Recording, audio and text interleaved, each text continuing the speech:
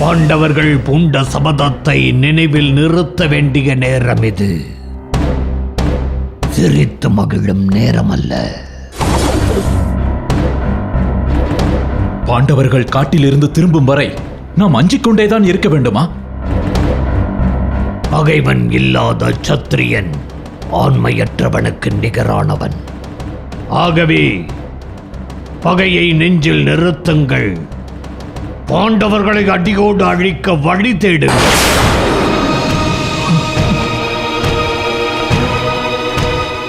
பாண்டவர்கள் வனவாசத்தை முடித்துக் கொண்டு நாடு திரும்பக்கூடாது.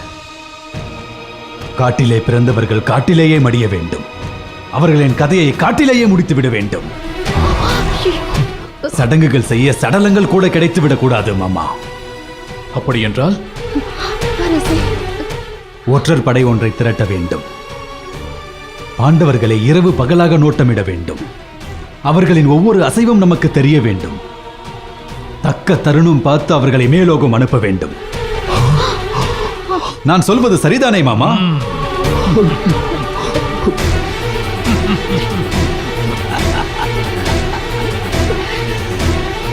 இப்போதுதான் நீ என்னுடைய மருமகன். சபாஷ். இப்போதே அனுப்பி வைக்கிறேன் மாமா. துச்சாதனா, ஒற்றர் படை தலைவன் வீரசேனனின் தலைமையில் இப்போதே ஒரு படையை அனுப்பு. இப்போதே அண்ணா.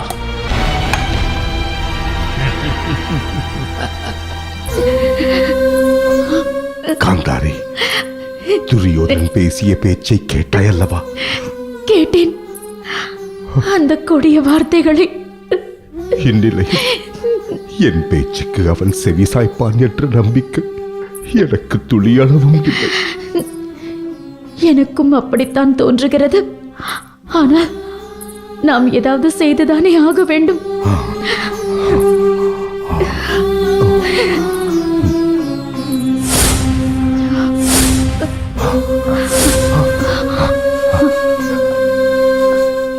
என் தந்தை வியாசர் பெருமான் பேச்சை துரியோதனன் நிச்சயம் கேட்பான் இல்லையா? வியாசர் மேல் துரியோதனனுக்கும் மரியாதை உண்டு. ஆனால் அவர் பேச்சை செவிமடுப்பான் என்பது கடைசி ஆயுதமாக அதை முயற்சி செய்து பார்க்கலாம். வியாசரை வரச் சொல்லி ஓலை அனுப்புவோம்.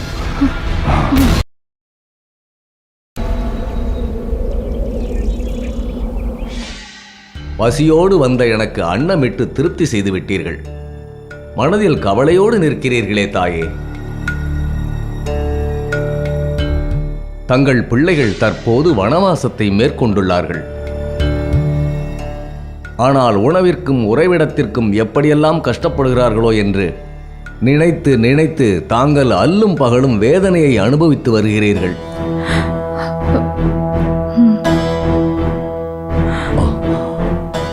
அம்மா, உங்கள் வேதனை தேவையற்றது.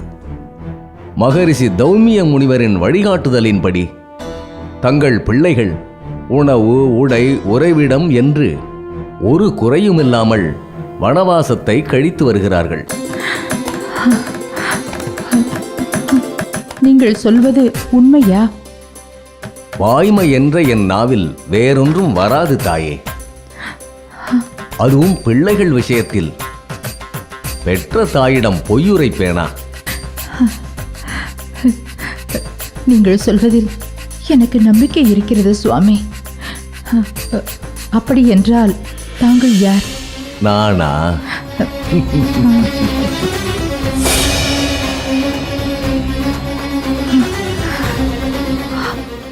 என்ன அத்தை, நலமாக இருக்கிறீர்களா?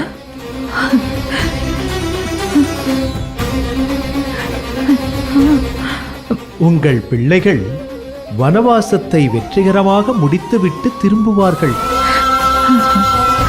அவர்களை பற்றிய கவலை விடுத்து நீங்கள் சந்தோஷமாக இருக்க வேண்டும். அவர்களுக்கு துணையாக எப்போதும் நான் இருப்பேன்.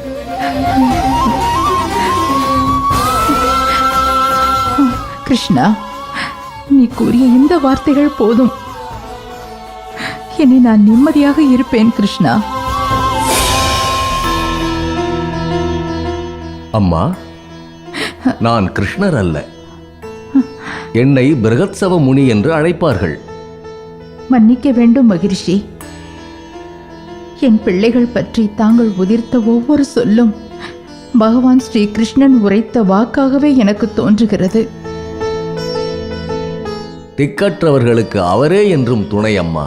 உங்கள் எண்ணம் ஈடேறும். நான் வருகிறேன் அம்மா. ததாஸ்து.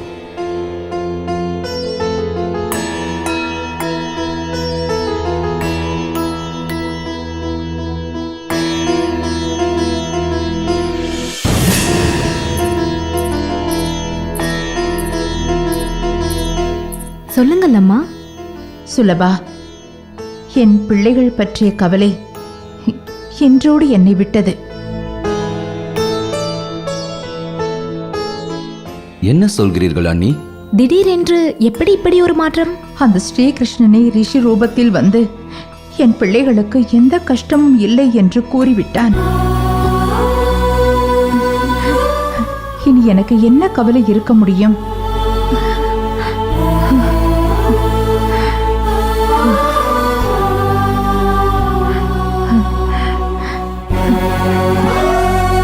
பசிக்கிறது சுலபா, எனக்கு அன்னமிடு.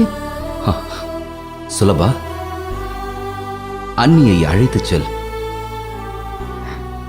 விதுரா, அண்ணி, இன்று நான் வயிறார உண்ணப் போகிறேன். என் பிள்ளைகள் 13 வருடங்கள் கழித்து நாடு திரும்பும் பொழுது நான் நலமுடன் இருக்க வேண்டும் அல்லவா? ஆம். அதற்காக இனிமேல் நான் நன்றாக உணவருந்த போகிறேன். மிக்க மகிழ்ச்சி அண்ணி. சுலபா, அண்ணியை அழைத்துச் செல். வாருங்கள் அம்மா.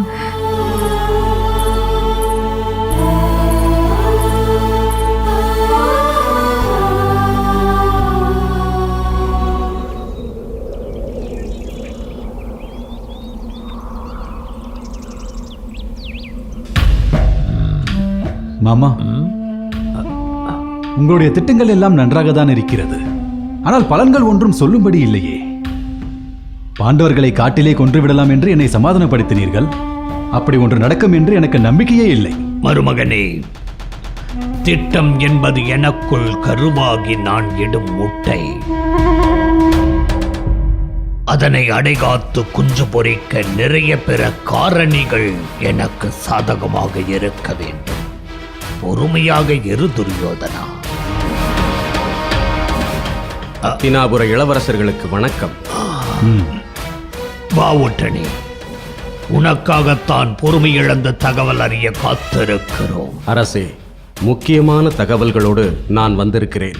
பாண்டவர்களும் பாஞ்சால குமாரியும் காம்யக வனத்தில் சந்தோஷமாக வசித்து வருகிறார்கள் என்பதுதான் அந்த வருத்தமான செய்தி. ஒற்றனே, என்ன உளறுகிறாய்? பாண்டவர்கள் சந்தோஷமாக வசித்து வருகிறார்களா? காமியக வனம் வறண்ட பாறைகளும் காய்ந்த மரங்களும் உடைய பகுதிகளாயிற்றே. மாமா, என்ன உளறுகிறான்? அரசே, என்னை மன்னிக்க வேண்டும். நான் கூறுவது முற்றிலும் சத்தியம். காம்யக வனத்தில் பகற்பொழுதில் யாரும் பசியென்று மயங்க வேண்டியதில்லை. யார் சென்று உணவு கேட்டாலும் பாஞ்சாலியின் அட்சய பாத்திரத்தில் அறுசுவை உணவு வந்து கொண்டே இருக்கிறது. ஒற்றனே, நீ உத்தரவு சொல்லலாம். அரசே.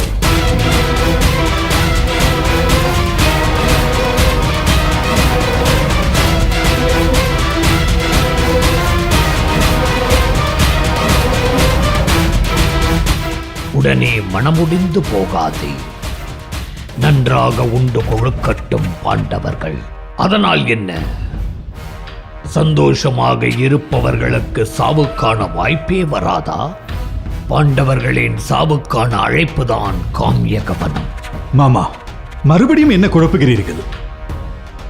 ஒளியை தேடி விளக்கை நெருங்கிவிட்டன அந்த பாண்டவ வெட்டில் பூச்சிகள்.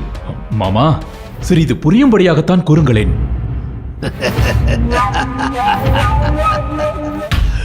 பசியும் இறையும் அருகருகே இருப்பது ஆபத்துதானே துரியோதனா. தெரிந்தோ தெரியாமலோ புலியும் ஆடும் அருகருகே காம்யக வனத்தில் அலைந்து திரிகின்றன. பாண்டவர்கள் வசிக்கும் அதே காம்யக வனத்தின் பின்புறத்தில் கிரிமிரன் என்ற மனித முழுங்கிய அரக்கன் இருக்கிறான். கிருமிரனா? அவன் யார்? அவன் காட்டில் வசித்தால் நமக்கென்ன மாமா? அவனது குரலே இடிமுழக்கம் போல கர்ண கொடூரமாக இருக்குமாம். ஏக சக்கர நகரத்தில் பீமசேனன் கொன்ற பகாசுரனின் தம்பிதான் இந்த கிருமிரன். அண்ணனை கொன்றவனை பழிவாங்க கடும் கோபத்தோடு காமியக வனத்தில் திரிந்து கொண்டிருக்கிறான். யமனை போன்ற கொடூர தோற்றம் உடையவன் இந்த கிருமிரன். எதிரிக்கு எதிரி நண்பன். கிருமிரனை காட்டில் சந்தித்து பீமசேனனை கொன்றால் கிருமிரனுக்கு கனகாபிஷேகம் செய்வதாக உறுதி தருவோம். அவன் கோரும் எல்லா உதவிகளையும் அவனுக்கு தருவதாக கூறுவோம். பதிலுக்கு அவன் நமக்கு உதவி புரிவான். மாமா, இதை கேட்கும் போது உங்களில் ஊஞ்சலில் வைத்து ஆட்ட வேண்டும் போல் என் மனம் பரவசம் அடைகிறது. அருமையான யோசனை. செத்தான் பீமன். சரி, கிருமிரனை யார் சந்திக்கப் போகிறீர்கள்? வேறு யார்? நானும் துச்சாதனனும் செல்கிறோம். அப்படியே ஆகட்டும் மாமா.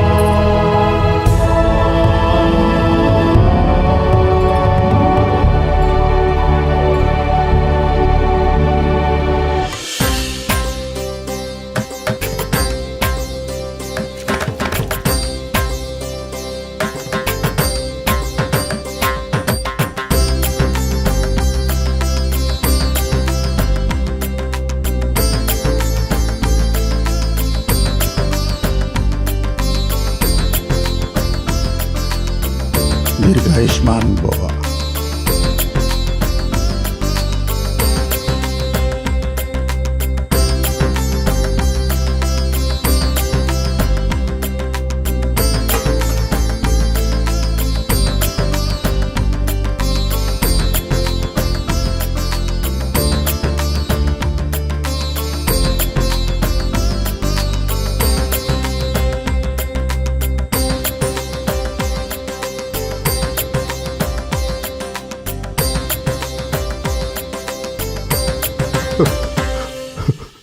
மனசாட்சியின் ஸ்தூல வடிவமே கண்ணீர். கங்கை நீரை போன்று கண்ணீரும் மாசற்றதுதான். மனதின் எண்ணத்தை கண்ணீரை விட வேறொரு சிறந்த மொழியால் பேச இயலாது. உன் கண்ணீரின் மொழியை நான் புரிந்து கொண்டேன்.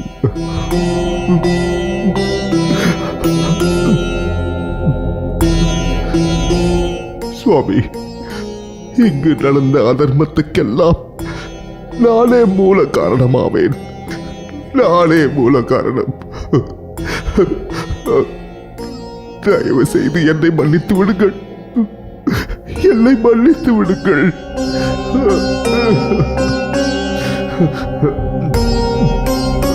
திருதராஷ்டிரா, இந்த பிழையை நீ செய்யாவிட்டாலும் இதை ஆற்ற யாராவது முளைத்திருப்பர். ஏனென்றால் காலம் தன் போக்கை கடக்க வேண்டுமே. சுவாமி, நடந்த சூதாட்டத்தையும் அதன் காரணமாக பாண்டவர்களுக்கு ஏற்பட்ட துன்பத்தையும் எண்ணி வருந்துகிறேன். பிதாமகர், துரோணாச்சாரியார், விதுரன் என் மனைவி காந்தாரி என எத்தனையோ பேர் இதை அனுமதிக்க வேண்டாம் என்று தடுத்தார்கள். ஆனால் நான் தான் புத்தி பேதலித்து இந்த காரியத்தை செய்தேன். துரியோதனன் மூடன் என்பதை நான் அறிவேன். ஆனால் புத்திர பாசத்தால் அறியாமல் பிழை செய்து விட்டேன் சுவாமி. என்னை மன்னித்து விடுங்கள். தயை கூர்ந்து என்னை மன்னித்து விடுங்கள். திருதராஷ்டிரா, நீ செய்தது பிழை அல்ல. புத்திர பாசத்தை விட இந்த உலகில் உயர்ந்தது எதுவும் இல்லை. அளவற்ற செல்வம் இருந்தாலும் அது புத்திர செல்வத்துக்கு ஈடாகாது. ஒரு தந்தையாக துரியோதனன் அரசாள வேண்டும், அவன் சகல செல்வங்களோடு வாழ வேண்டும் என்று நீ எண்ணியதில் தவறில்லை. ஆனால் அதற்கு அவன் உயிரோடு இருக்க வேண்டாமா? உனக்கு 101 புத்திரர்கள் இருக்கிறார்கள். பாண்டுவின் புதல்வர்களோ 5. அவர்கள் கபடமற்றவர்கள், தர்மத்தை மீறாதவர்கள். அவர்கள் காட்டிலே கிடந்து துயருறுகிறார்கள். அவர்கள் துன்பத்தில் கிடக்க நாம் எப்படி ஜீவித்திருப்போம், நாம் எப்படி விருத்தி அடைவோம் என்று உன் மனம் கேள்வி கேட்கவில்லையா?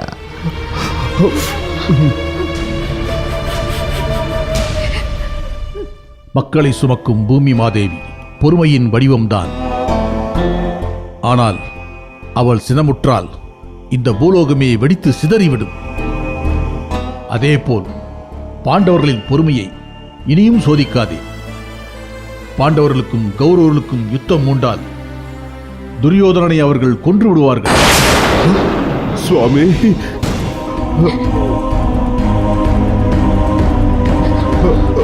துரியோதனனை பாண்டவர்களோடு சமாதானமாக போகச் சொல். இல்லையேல் உன் பிரியத்திற்குரிய புத்திரனின் மரணத்தை தவிர்க்க முடியாது. ஐயோ சுவாமி, துரியோதனன் மூர்க்கன். அவனிடம் எத்தனையோ முறை நான் எடுத்துரைத்து விட்டேன். ஆனால் அவன் புரிந்து கொள்ள மறுக்கிறான்.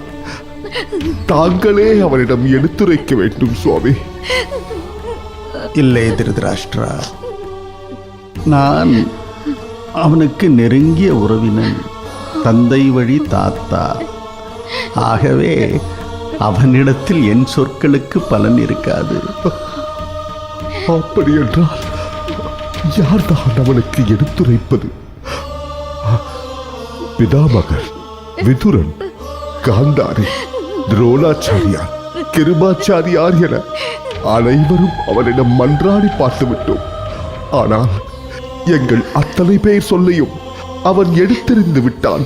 கவலைப்படாதே, மைத்ரேய மகரிஷி துரியோதனனுக்கு புத்தி புகட்டுவார்.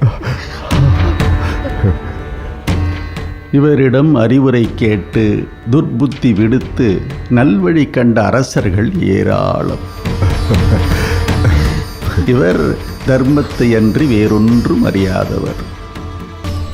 அதே நேரம் இவர் சொல்லுக்கு பங்கம் நேர்ந்தால் மைத்ரேய முனியின் கோபத்துக்கு ஆளாக நேரிடும்.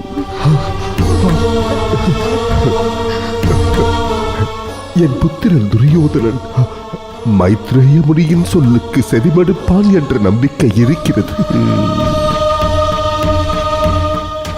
உன் நம்பிக்கை நிறைவேறினால் நல்லதுதான். உன் புத்திரனை அழைத்து வா. அப்படியே செய்கிறேன்.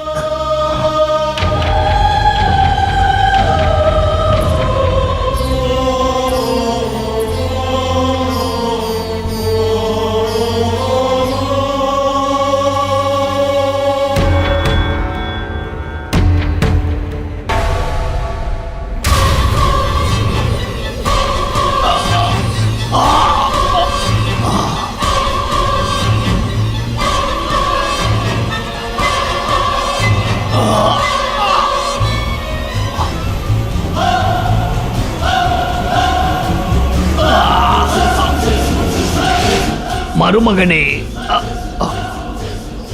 உன் அண்ணன் ஊஞ்சலில் வைத்து ஆட்ட வேண்டும் போல் தோன்றுகிறது என்றான். அது உடனே நிறைவேறிவிட்டது. மாமா, வலி உயிர் போகிறது. இவர்கள் நம்மை எதற்கு தூக்கி கொண்டு செல்கின்றார்கள்? கறி சமைத்து உண்பதற்காக. உன் தாய் தந்தையர் வஞ்சகமில்லாமல் உனக்கு சோறு போட்டு வளர்த்திருக்கிறார்கள். உன்னை காவடி தூக்குபவர்கள் எவ்வளவு சந்தோஷமாக இருக்கிறார்கள் பார்த்தாயா? மாமா, இப்படி தெரிந்திருந்தால் உங்களுடன் இந்த தற்கொலை பயணத்திற்கு வந்திருக்க மாட்டேன். மாமா, சொல் மருமகனே, உண்மையிலேயே உங்களுக்கு அந்த கிர்மிரனை தெரியுமா? அந்த கிர்மிரன் என்ன மகத நாட்டின் மன்னனா? இல்லை, பாஞ்சால நாட்டின் மன்னனா?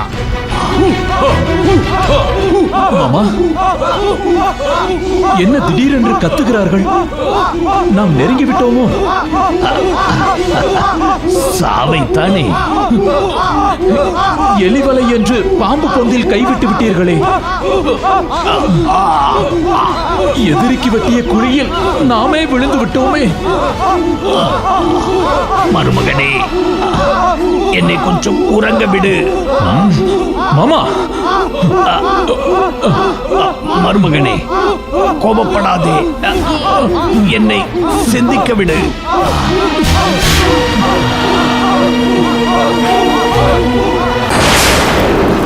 ஓம் ரீம் ஜெய் மயான காளி.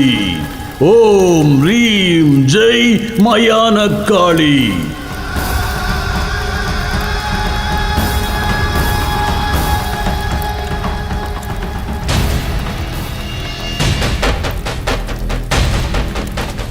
ஓம் ரீம் மயான காளி. ஓம் ரீம் ஜெய் மயான காளி. ஓம் ரீம் மயான காளி. ஓம் ரீம் ஜெய் மயான காளி. ஓம் ரீம் ஜெய் மயான காளி.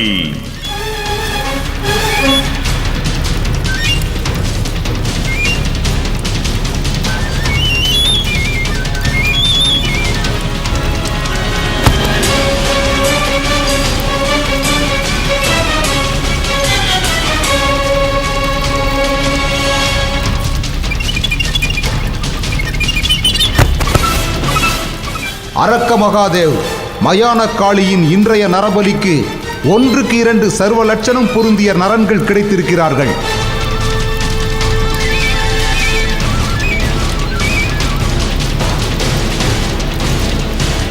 மாமா, என்ன துச்சாதனா?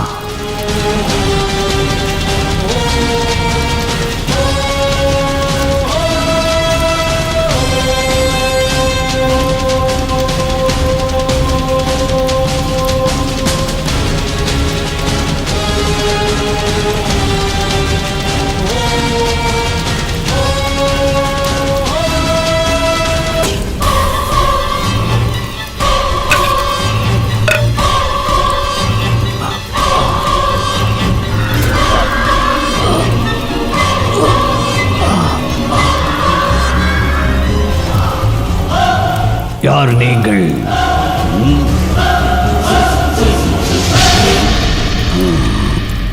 என்னுடைய பலிபீடத்திற்கு வந்து என்னையே யார் என்று கேட்கிறாயா? இருவரையும் சடங்காட்டு காளி முன்னே கொண்டு வந்து நிறுத்துங்கள். மாமா, மாமா, எழுத்து பாருங்கள். அவரை விடுங்கள். மாமா, மாமா, ஜெய் காளி. ஒரு கணம் பொறு. வேண்டாம். சாவதற்கு முன்னால் ஒரு கோரிக்கை. என்ன கோரிக்கை?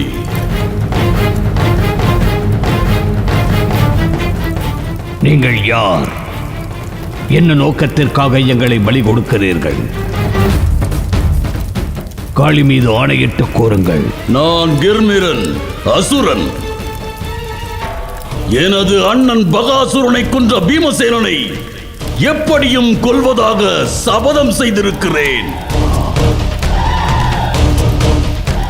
அதை நிறைவேற்ற மயான காளிக்கு நரபலி கொடுக்கப் போகிறேன்.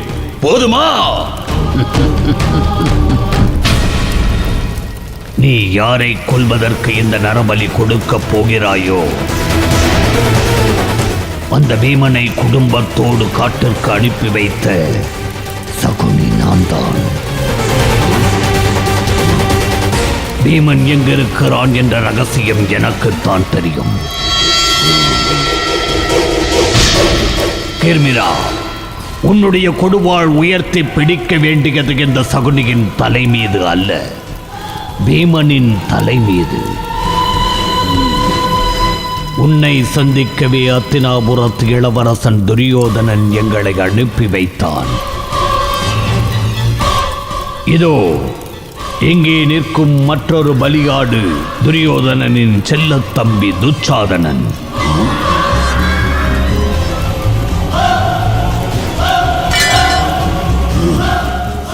எனக்கு விவரமாக கூறுங்கள். எங்கே இருக்கிறான் என் பகைவன் பீமன்? அவனை இப்போதே நான் கொல்ல வேண்டும்.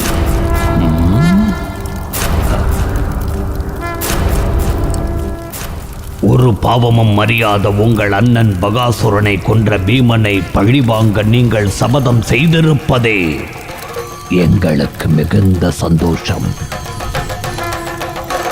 பாண்டவர்கள் வசிக்கும் இடத்தை உங்களுக்கு நான் காட்டுகிறேன்.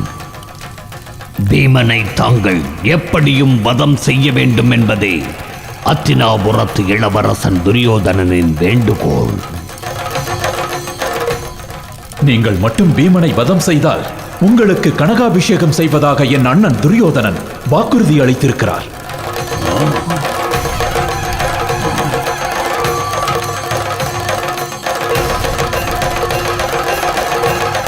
ஜெய் மயான காளி, ஜெயம் உண்டாகட்டும்.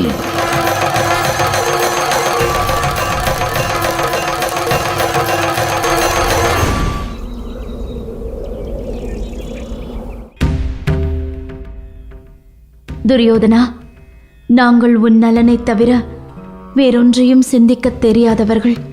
ஆகவே தந்தை சொல்வதை சற்று பொறுமையாக கேள். கேட்டுக்கொண்டுதானே இருக்கிறேன். அதற்கு எதற்கு இத்தனை பெரிய பீடிகை? மகளே, உன்னுடைய இந்த முன்கோபமும் எடுத்திருந்து பேசும் பாங்கும் உனக்கு நல்லதல்ல. இன்று ஒரு நாள் மட்டுமாவது நாங்கள் சொல்வதை கேள். துரியோதனா, இன்று நம் அரண்மனைக்கு வியாசர் பெருமானும் மைத்ரேய முனியும் வந்திருக்கிறார்கள். அரண்மனை என்றால் 1000 முனிவர்களும் மகரிஷிகளும் வந்து போவது வழக்கம்தானே? அதல்ல, உன் நலம் காக்க மைத்ரேய முனிவர் சில அறிவுரைகளை பகர்வார்கள். அதை நீ சிரம் தாழ்ந்து கேட்கத்தான் வேண்டும் துரியோதனா. தந்தையே, நிரம்பிய குடத்தில் நீர் ஊற்றுவது வீண் வேலை. அது போன்றுதான் எனக்கு அறிவுரை கூறுவதும். அப்படி சொல்லாதே துரியோதனா. அனைத்தும் அறிந்தவர் அகிலத்தில் இல்லை. இது அனைவரும் அறிந்த உண்மை. ஆம் மகனே, உன் ஆணவத்தை விடுத்து அறம் அறிந்த அறிஞர்களின் அறிவுரையை பணிந்து கேள். அப்படி நீ செய்தால் உனக்கு நன்மையே நடக்கும். சரி, உங்கள் விருப்பத்திற்காக வருகிறேன். மிக்க மகிழ்ச்சி. வா. வாருங்கள் அரசே.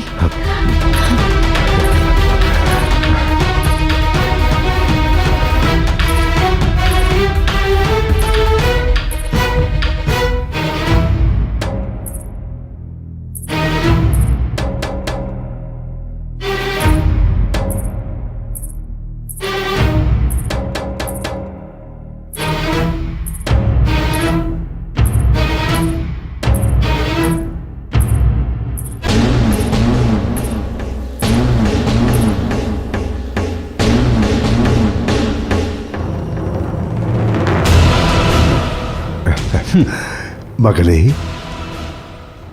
மகாரிஷிகளை வணங்கிக் கொள்.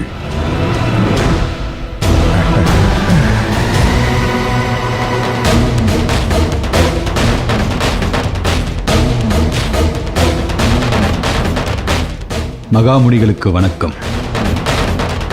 நீ நலமோடு வாழ இறைவனை பிரார்த்திக்கிறேன்.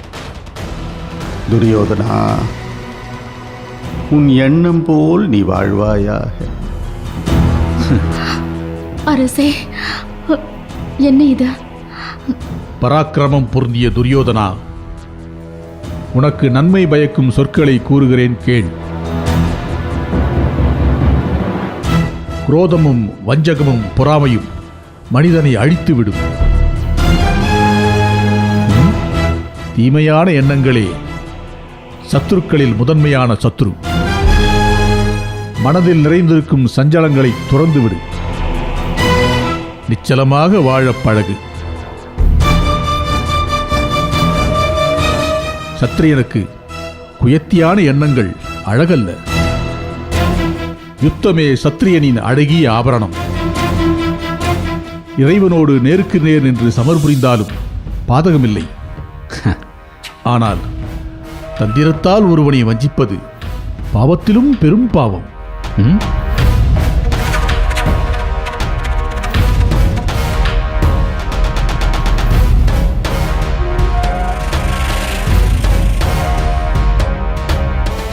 தாங்கள் கூறுவதை நான் முழுமையாக ஏற்றுக்கொள்கிறேன். ஆஹா,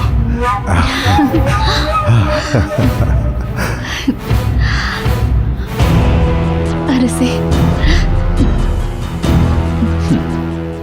நான் பாண்டவர்களோடு போர் புரியவே விரும்பினேன். ஆனால் தந்தையும் பிதாமகரும் போருக்கு அனுமதி மறுத்து சூதற்கு அனுமதி தந்தனர். போரோ சூதோ, வெற்றி பெற முனைவதுதானே சத்திரியனின் இயல்பு. இதில் என்ன தவறு கண்டீர்கள்? துரியோதனா, ரிஷியின் வாக்குக்கு மறுவார்த்தை பேசாதே. கூறும் நன்மைகளை கேட்டுக்கொள் மகனே. தாங்கள் கூறுங்கள் சுவாமி. வெற்றி பெற வேண்டும் என்ற உன்னுடைய எண்ணத்தை குறை கூறவில்லை துரியோதனா. சகோதரர்கள் மீது நீ கொண்ட வஞ்சத்தை துறந்து விட்டால் உனக்கு நன்மை பயக்கும், புகழும் கிடைக்கும் என்றுதான் கூறுகிறேன். என் தம்பிகள் 99 பேர் மீது அளவு கடந்த அன்பு கொண்டவன் இந்த துரியோதனன் என்று இந்த உலகிற்கே தெரியும். அதை தாங்கள் அறியாதது வருத்தமாக இருக்கிறது. துரியோதனா,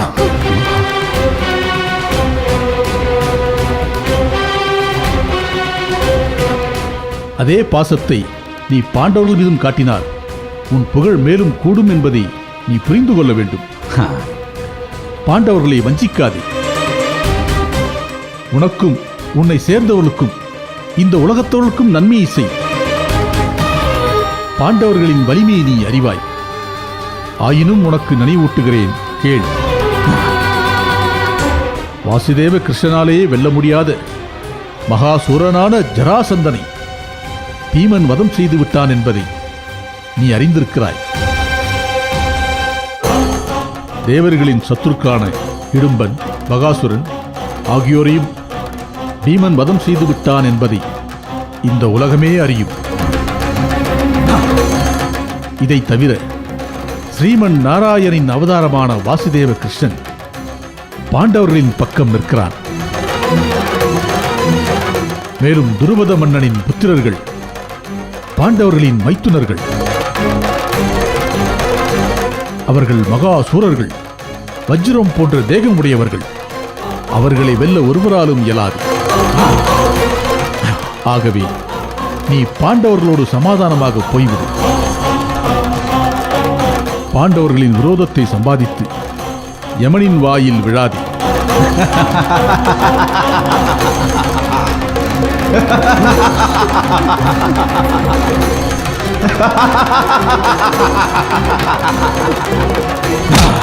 பலே பலே.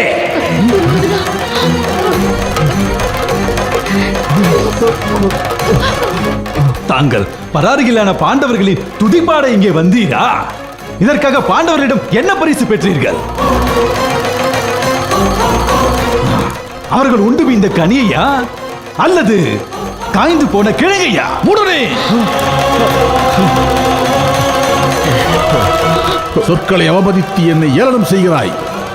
கர்வத்தினால் உன் தொடையை தட்டி என் சிரத்திற்கு ஆளானாய். மகா வீரனான பீமன் தன் கதையால் உன் தொடையை பிளந்து உன்னை கொல்வதற்கு வேண்டிய யுத்தம் உண்டாகட்டும். வேண்டாம்.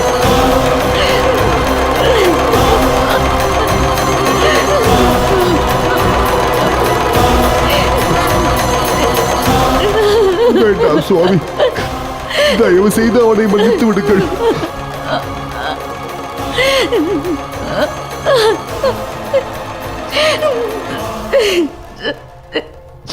மகாமுனிவர்களே, அறியாமல் பிழை செய்து விட்டான் துரியோதனன்.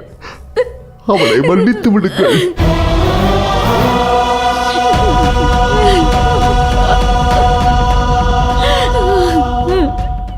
உங்கள் சாபம் பலிக்க கூடாது. அதற்கு ஏதேனும் உபயம் அளியுங்கள் சுவாமி.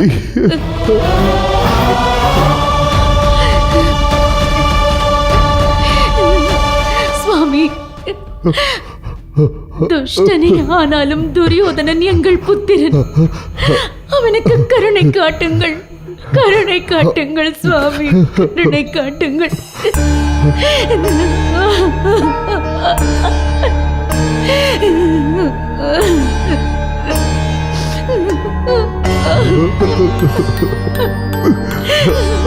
திருதராஷ்டிரா, முனிவர்களின் சாபத்தை ஒருபோதும் திரும்பப் பெற இயலாது. சாபத்தை பெற்றவர் அதை அனுபவித்தே தீர வேண்டும் என்பது நியதி. ஐயோ,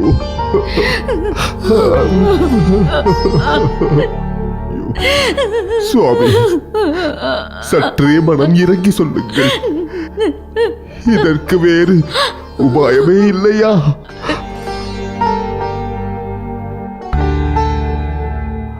அத்தினாபுரத்தின் அரசனே, கேட்டுக்கொள். நான் கூறிய உபதேசங்களை உம்முடைய புத்திரன் துரியோதனன் கேட்டு பாண்டவர்களோடு சமாதானமாக வாழ்ந்தால் என் சாபம் பலிக்காது. இல்லாவிட்டால் அது பலித்தே தீரும். நான் வருகிறேன்.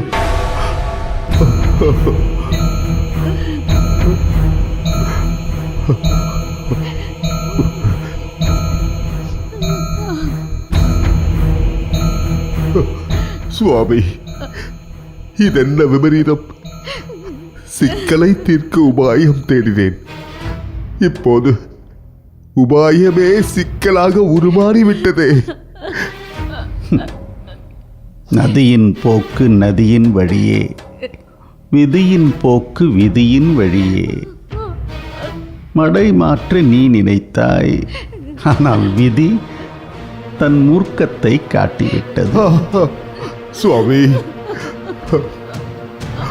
உன் புத்திரனின் குண இயல்பு அவன் குருதியோடு கலந்து விட்டது. அதை மாற்ற நான் அல்ல, அந்த ஈசனாலும் இயலாது. திருதராஷ்டிரா, சுவாமி, இப்போது நான் என்ன செய்வது?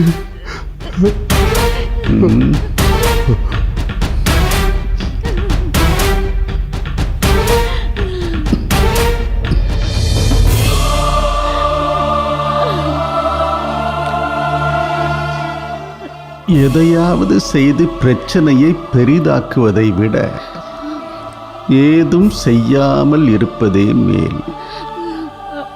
நான் வருகிறேன்.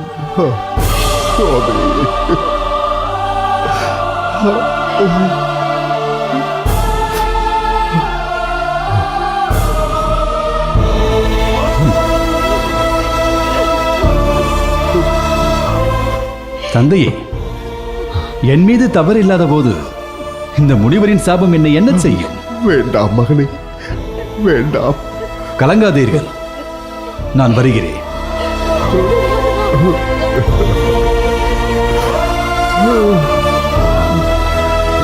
அழாதே காந்தாரி.